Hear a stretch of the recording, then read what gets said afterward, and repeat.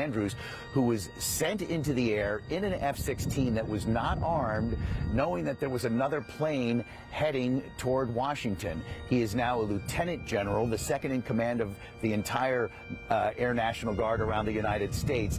His name is Mark Sasseville. Here is his remembrances of that crazy morning 20 years ago.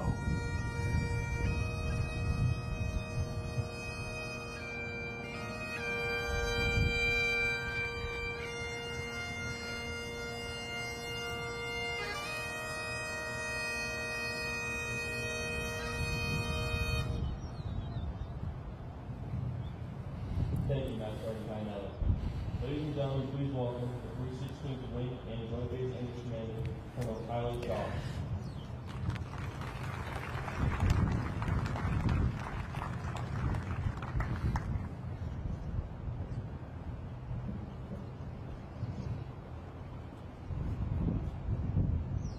Good morning, ladies and gentlemen.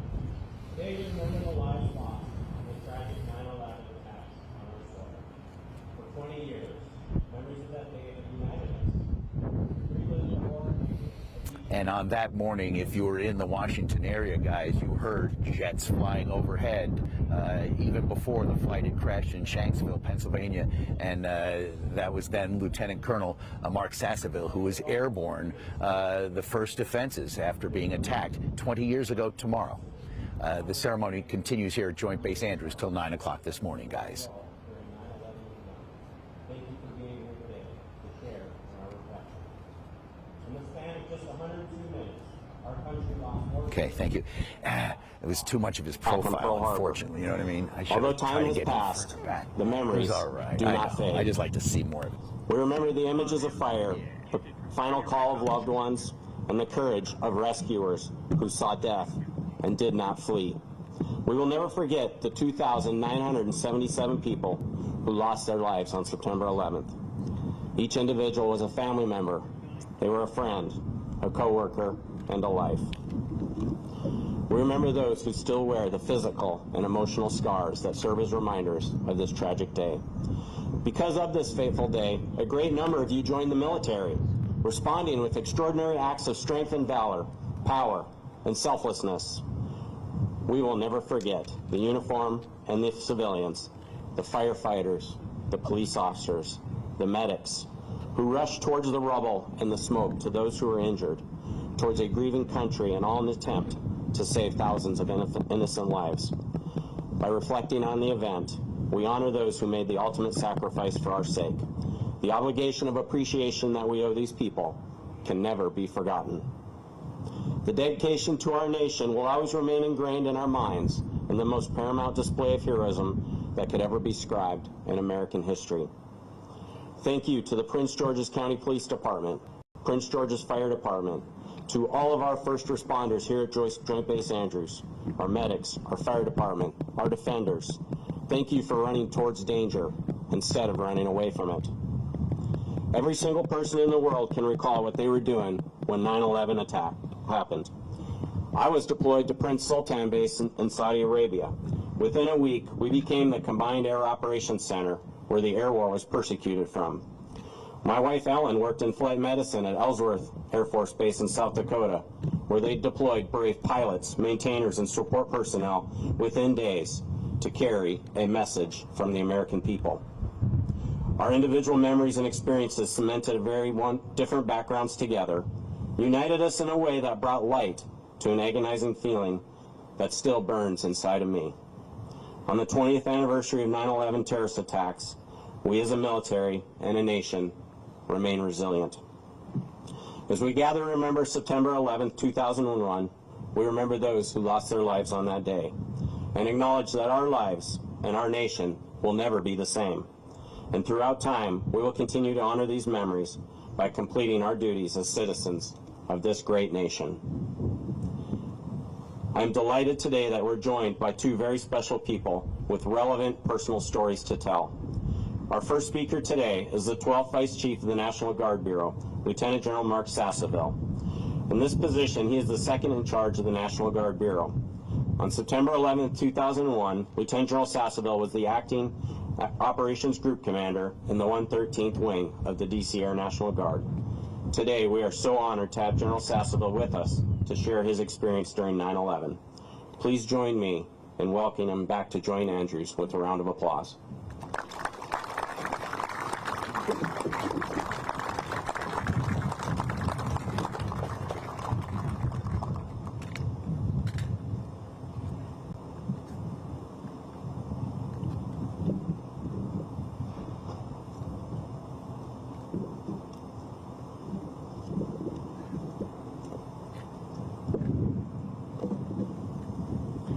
Thank you, Colonel Schaff.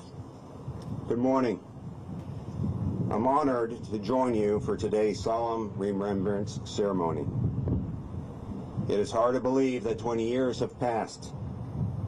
On that fateful day 2 decades ago, as we all know, the world was changed suddenly, completely, violently. 2,977 Americans lost their lives in an unprecedented attack of terrorism. There are airmen in our ranks today who do not remember that bright and cruelly beautiful Tuesday morning much as it is today. But I remember. I was there. Or rather, I was here, as were some of you in the audience today. When the first aircraft crashed into the World Trade Center in Manhattan, many believed it was an accident. But when the second plane crashed into the second tower, we all knew it was on purpose. Once we fully grasped what had happened, and after communicating with key mission partners, we knew that we needed to get into the air as soon as possible. I had visions of December 7th, 1941 flashing through my head. My wingman and I had no idea what we were flying into. We didn't know if the attack was over, or if there were more airliners headed towards even more targets. But we did know that we had a team behind us. From the outstanding air traffic control professionals in Washington Tower, helping build us an air pitcher, to the logisticians back at Andrews getting supplies ready for issue. At the time, we didn't train to shoot down airliners, and our maintenance team didn't yet have time to load weapons on our F-16s. For the next several days, ours was a mission with one objective: bring any hostile aircraft down by any means necessary. Ultimately, we did not have to aim our fighters at the weak spots on an airliner or shoot down a plane full of civilians. While we do not know which monument or entity of our republic was the intended target, it may have been the White House, it may have been the Capitol. Flight 93 was the only hijacked aircraft that did not meet its terroristic objective. In the skies over Shanksville, Pennsylvania, the passengers and crew of United 93 fought back against the terrorist hijackers. They too understood their mission was to bring down the airliner by any means necessary. And so they did. And they are the true heroes of that chapter. It was upon landing after my first sortie of the day that I began to understand the enormity of the task ahead. I began to appreciate the activity and support that would unfold and define the next few months. Despite, or perhaps because of our collective horror, everyone played a role. First responders from every local and state jurisdiction were committed, to include law enforcement, firefighters, and rescue professionals. I see some of you in the audience today. You have my enduring gratitude. There were civil engineers and base operators that adjusted priorities here on this very air patch to accommodate us and our new mission, as well as the other partner units that were also looking at new taskings. There were the security forces of the 89th Wing, at that time the host wing, who had this base locked down and worked overtime to help our alert crews get access on base in a timely manner. At the time, with a change in FPCON, it could take an hour to get on base. Right here in Prince George's County, businesses and members of the public were beyond generous with their contributions and donations. Our 201st Airlift Squadron was flying around the continental United States to collect pilots and bring them back to Andrews so they could fly the combat air patrol missions as well. Our Air National Guard headquarters, the Readiness Center, went into overdrive and began issuing orders and coordinating overseas taskings. There are too many stories to share them all today, but the bottom line is that countless people and organizations came together in the darkest moments of our nation. I couldn't be prouder of how my unit, the 121st Fighter Squadron, and our 113th responded that day.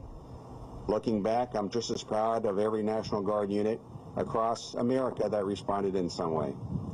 I'm proud of the fact that the entire Department of Defense, this very base, and other parts of our government reacted.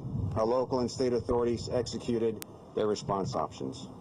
Never in my lifetime had we been so united and focused as a nation. It was a tremendous experience and a unique era. There have been significant changes over the past 20 years. In addition to those nearly 3,000 deaths, approximately 7,052 service members of the Joint Force would pay the ultimate price. But because of the hard work, pain, suffering, and even more hard work by those in uniform, our civilians in DOD and the interagency, and our partners and allies, there has not been another significant attack on U.S. soil. Tomorrow marks 20 years since the towers fell, since the Pentagon burned, since the Flight 93 passengers uttered the words, "Let's roll." For many, the decades have muffled the sounds of the collapse, the screams of terror, the choke of disbelief. The youngest members of our armed forces were not yet born on that catastrophic day. Yet their very presence demonstrates the triumph of hope over fear and the promise of tomorrow over the scars of yesterday. They are proof our nation and its people can endure even the darkest hours. But for those of you who were here then, I encourage you to spend some time with each other and remember what you overcame. And for those who experienced 9/11 in other locations, share your experience too.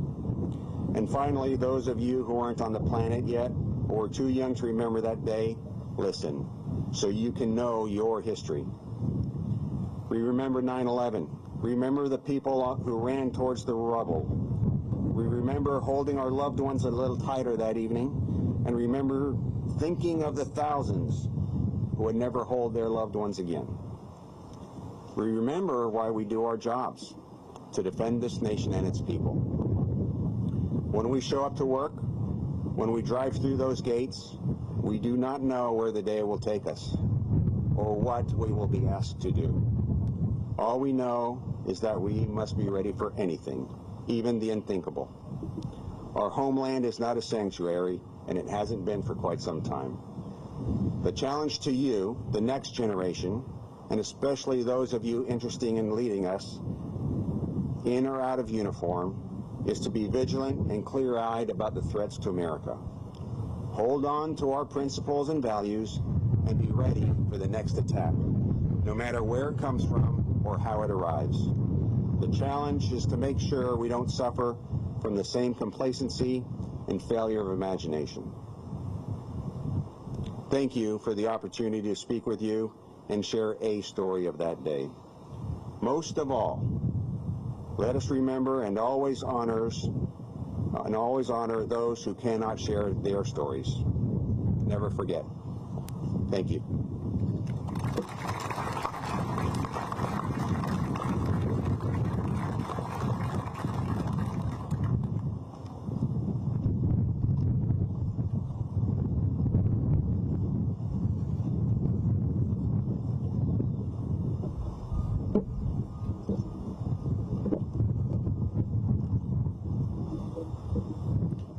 Thank you so much, Lieutenant General Sasseville, for your valuable words and for sharing your story.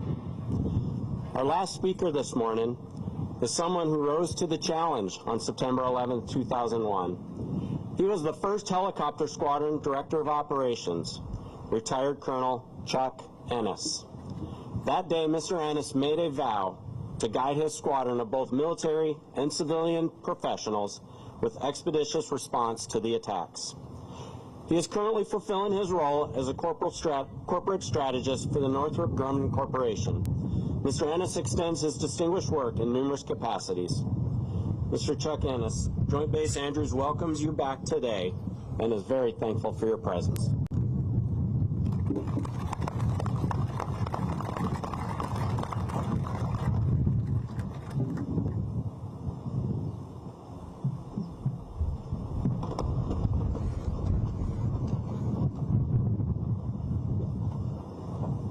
morning.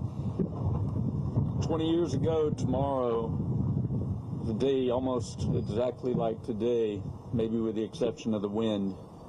The skies were blue. It was a perfect temperature. It was a great day for flying. At the first helicopter squadron at the other end of the ramp here, we're out with 3 aircraft that day. We had a number of others that were in maintenance. I was sitting in my office doing some paperwork, and the mission control officer came to my office and told me that a plane had hit the World Trade Center tower. And I went up to the mission control desk and watched the TV. There were reports coming in that it was a small plane or maybe a commuter plane had inadvertently hit the tower. What we were seeing on the TV, it didn't appear to be a small plane. And as Lieutenant Colonel Doug White and I sat there watching the TV, the second aircraft hit the tower. At that point, we both knew that we were under attack and that we needed to respond, and we needed to be ready to execute our operations plans. We had the 3 aircraft that were out. Lieutenant Colonel White stayed in control of the desk there. He recalled the aircraft. One of them was out in Martinsburg, West Virginia area. The other 2 were flying around the National Capital Region, and they all began to come back. We huddled the rest of the team that was there at the squadron, both the operators and the maintenance people, and got them in the briefing room, and we began to decide how we were going to prepare to get every aircraft that we could out of the hangar on the flight line and run up, cocked and ready to do its mission. We started to assign crews, and within several hours we had 15 aircraft of the 19 that we had on the flight line, cocked and ready to go with crews assigned and ready to do the mission. Of the 3 aircraft that were out flying, the one that was furthest out, as he came back in, he avoided the downtown area, but he came around on the southwest side of the city, and he reported that he could see smoke coming from downtown and appeared to be coming from near the Pentagon. And that was the first report we had heard in the squadron there of another attack, and we soon learned on the television that the Pentagon had also been attacked. It was a day unlike any, as many of you who were old enough to remember it can imagine. It was just unreal to think that these things were happening. But I was so proud of the men and women of the squadron, both the military and the civilians, and how they reacted. We stayed focused on our training. We stayed focused on our commitment to our plans and what we knew that we had to be prepared to do. And it was an incredibly professional response that they put forth. In the days and weeks that came following, we were asked to take a considerable risk, to be innovative with our thinking. We were asked to put as many aircraft on 24/7 alert as possible. That meant bringing beds into the squadron, turning office space into bedroom space. That meant dining facilities, delivering meals to the squadron so that we could remain on klaxon alert and be ready to respond if called on to do so. Many long hours, many canceled PCSs, many canceled TDYs, many canceled leaves, and the people of the squadron responded in a heroic manner. It was a time in my career when I was truly proud to be a part of such a professional organization. Some of the missions that we performed on that day, you have O plans, and you always plan and you train to be able to execute, but when things actually happen, they don't always go according to plan, and that's what we learned that day. We had a number of missions other than our O plans that we were asked to perform. We had put 3 aircraft in a holding pattern at Woods Corner, right over here by Branch Avenue, and we just had them circle and wait for the call to come in. We got a call from then Vice Chief of Staff of the Air Force, General Fogelsong, and he called the desk, the mission control desk directly, and I spoke with him, and he said he wanted to relocate the air staff away from the Pentagon.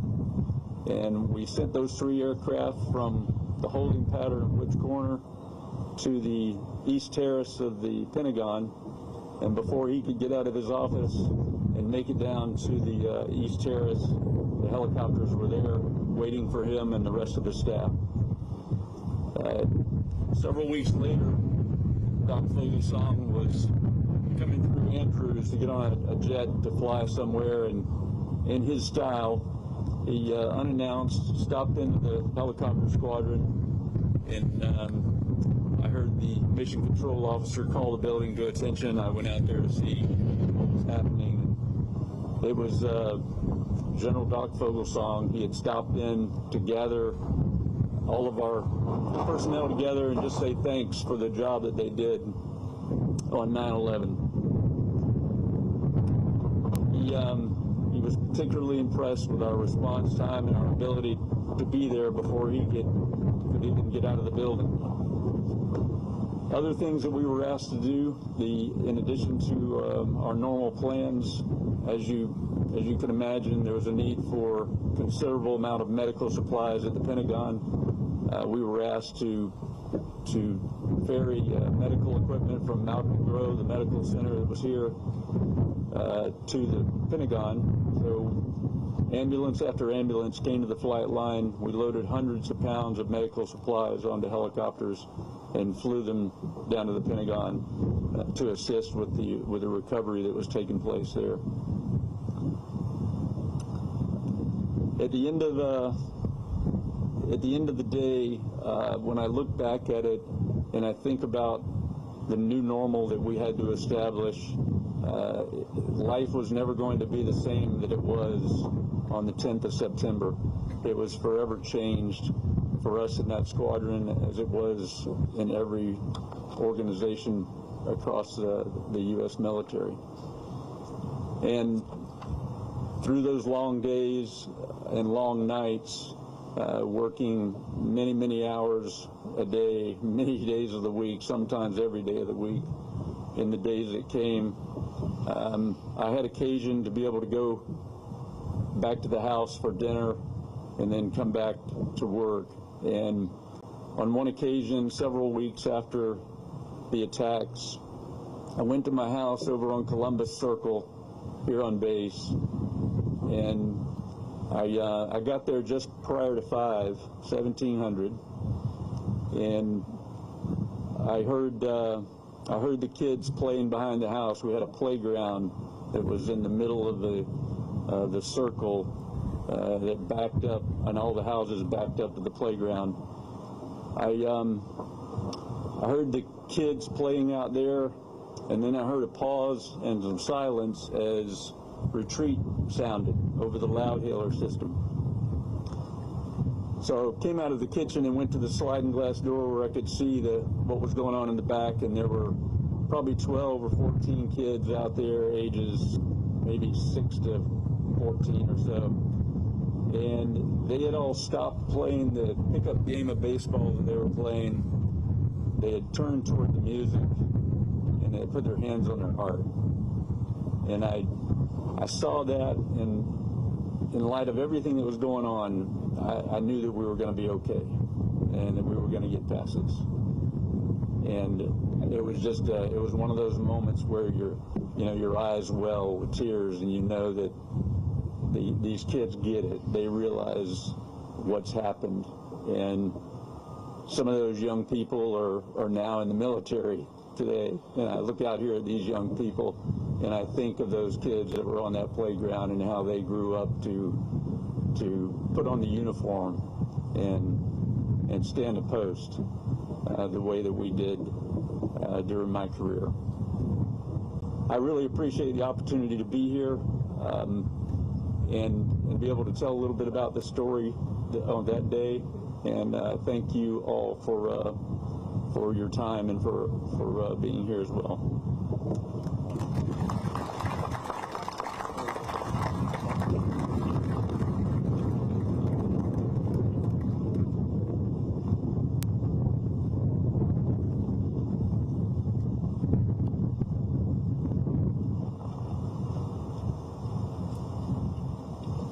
Thank you, Colonel Schaff, Lieutenant General Sasseville, and Colonel Ennis. Please welcome to the stage Lieutenant Colonel William Root from the 316th Wing.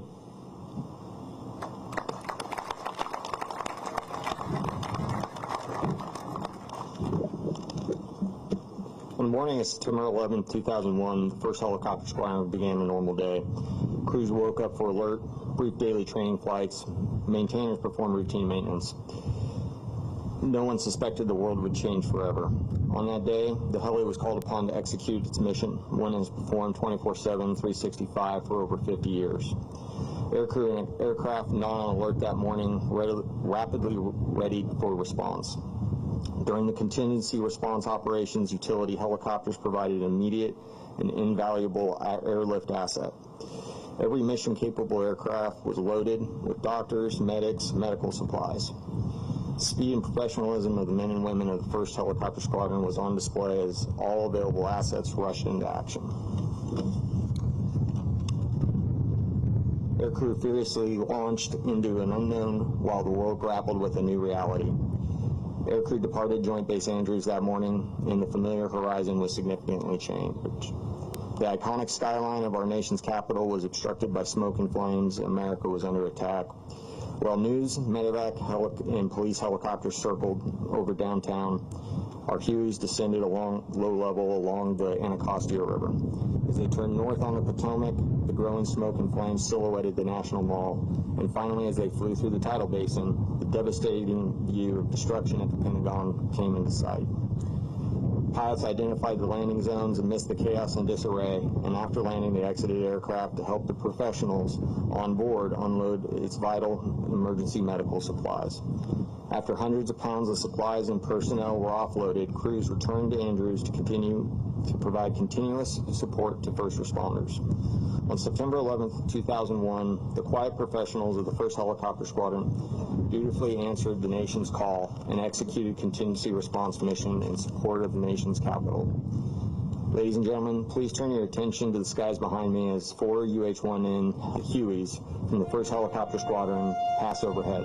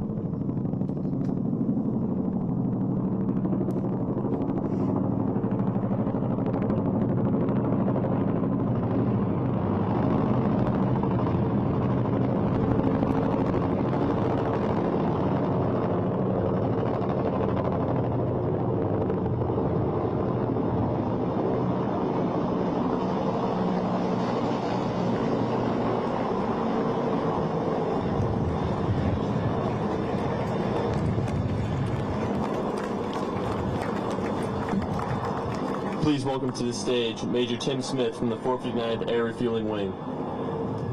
The attacks on September 11th didn't just strike targets. The attacks struck at the hearts and fears of the entire nation, and our unit was equally affected. Some members were speechless, some wanted to get those responsible, and some members felt great vulnerability. However our members of the 459th felt as a result of the attacks, our unit did not shrink from this heinous challenge. Our citizen airmen responded to our nation's call militarily, and some even responded in their civilian capacities.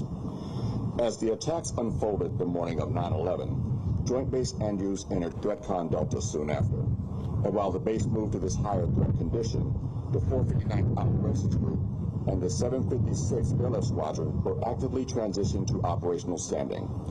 Before the end of that day, the 756 had 2 complete crews in crew rests and an aircraft fully mission capable and ready to go.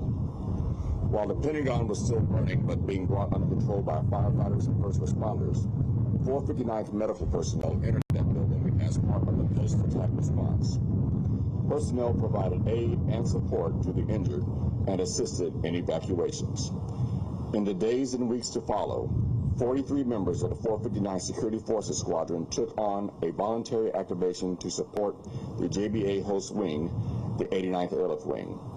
And the squadron was later mobilized under Operation Noble Eagle in support of Homeland Defense and civil support missions.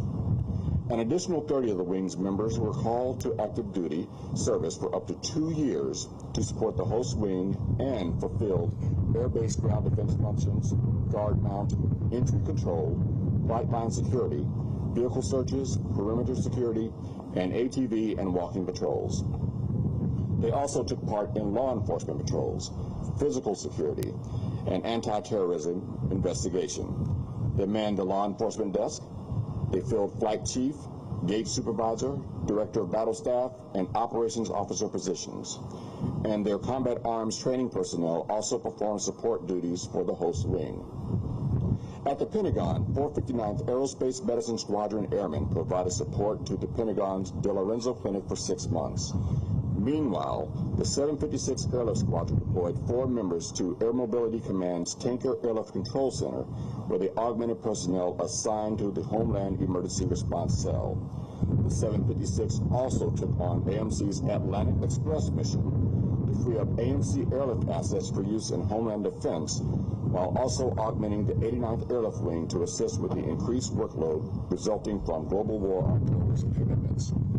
And in the immediate months following September 11th, the 459 supported combat operations in Afghanistan by providing strategic airlift and aeromedical evacuation, supporting the processing and delivery of over 2 million humanitarian daily rations, and by assisting in the receipt of casualties at the port mortuary at Dover Air Force Base, Delaware. The 459th also participated in the transfer of captured Taliban and al-Qaeda fighters from Afghanistan to Naval Station Guantanamo Bay, and has participated in Operation Enduring Freedom from its beginning all the way through to its end. Now, ladies and gentlemen, turn your head to the sky as a 459th KC-135 Stratotanker flies above.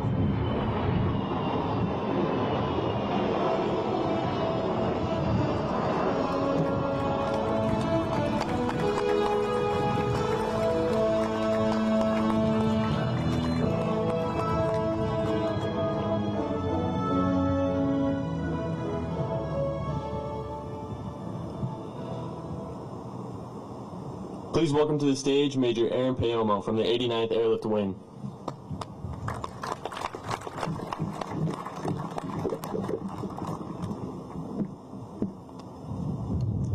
In the wake of the September 11, 2001 terrorist attacks, the 89th Airlift Wing played a critical role providing emergency response, command and control, and transportation for our nation's highest senior leaders. This continued in the days following, as the wing shifted to provide immediate support for the recovery effort. Most notably that day, the Presidential Airlift Group, flying the VC-25, also known as Air Force One, safely transported President George W. Bush back from Sarasota, Florida, diverting first to Barksdale Air Force Base, Louisiana, and then to Offutt Air Force Base, Nebraska, before returning to Joint Space Andrews that evening. This mission was pivotal in providing safety for the President of the United States, as well as the command, control, and communication necessary for our government during that horrific day. But the VC-25 was not the only 89th aircraft flying. The C-32, C-37, and the C-9 also played an important role in the wake of the 9/11 attacks. There were two C-32s flying on 9/11. One was transporting Secretary of State Colin Powell on an official visit to Peru, South America.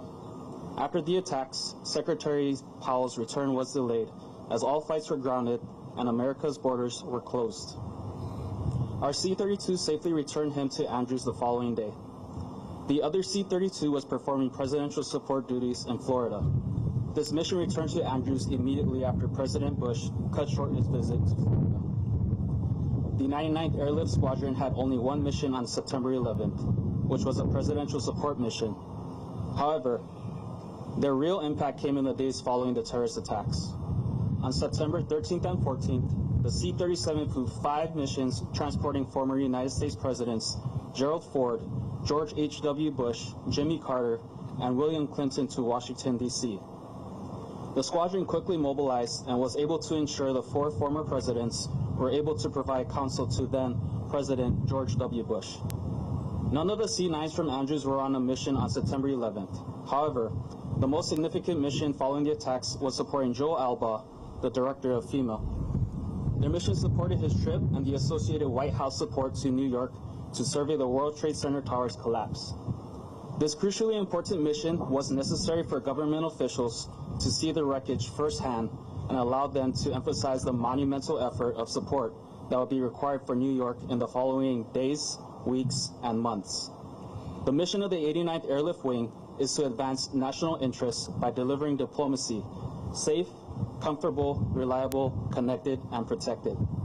This was tested during 9/11, but for the 89th Airlift Wing, Sandbox Airmen were true to their heritage and worked as one synchronized team, enabling our country's senior leaders to withstand the shock and lead the nation through that fateful day.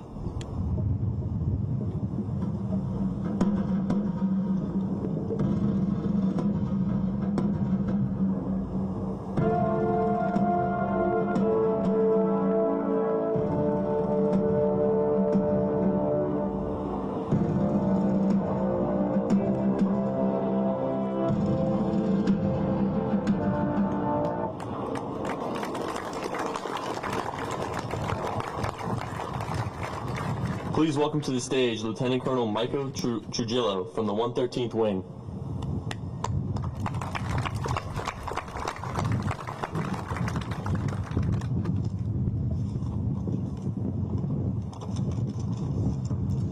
Good morning. The 121st Fighter Squadron, 113th Wing, D.C. Air National Guard, began training operations as normal on September 11th until word spread that a second aircraft had hit the World Trade Center. Authorized to launch multiple aircraft to patrol the airspace over the Pentagon in Washington, D.C., pilots Lieutenant Colonel Mark Sasseville and First Lieutenant Heather Penny did not know what awaited them as they flew into the airspace with only their aircraft and no live weapons. They knew they may have to give their lives in order to protect others from another hijacked airliner in the sky. Flight 93 never made it to D.C., having crashed in a field in Pennsylvania, but the pilots continued to patrol the airspace, changing the mission from intercept to sanitizing the airspace. Later in the day, F-16s, now armed with live ammunition, escorted President George W. Bush aboard Air Force One back to the White House. Following those events, the alert mission was stood up on September 12th and operates 24/7, 365 days a year to ensure a no-fail mission of protecting the airspace over Washington, D.C. Turning your eyes skyward, you will see a pair of F-16s from the 113th Aerospace Control Alert Detachment executing that solemn responsibility today.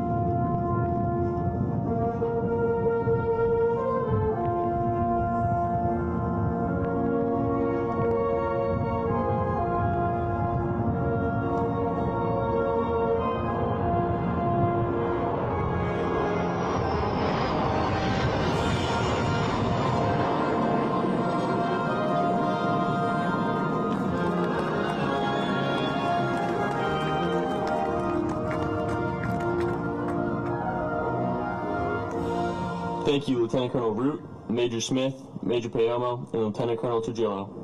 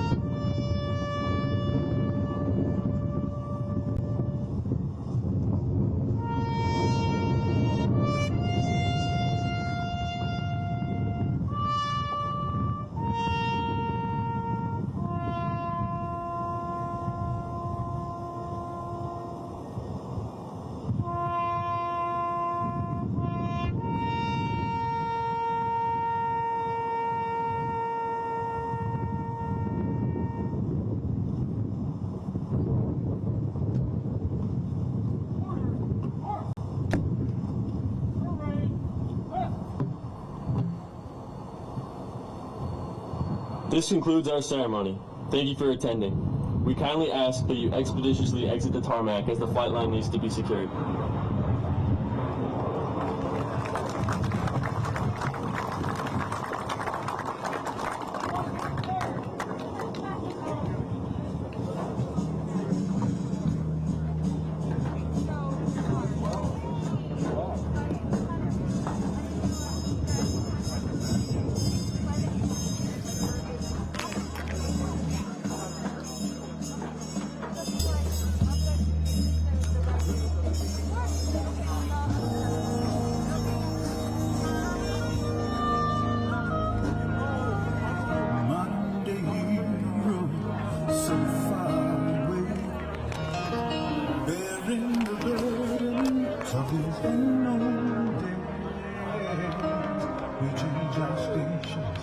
From the wartime media and the whole thing for America.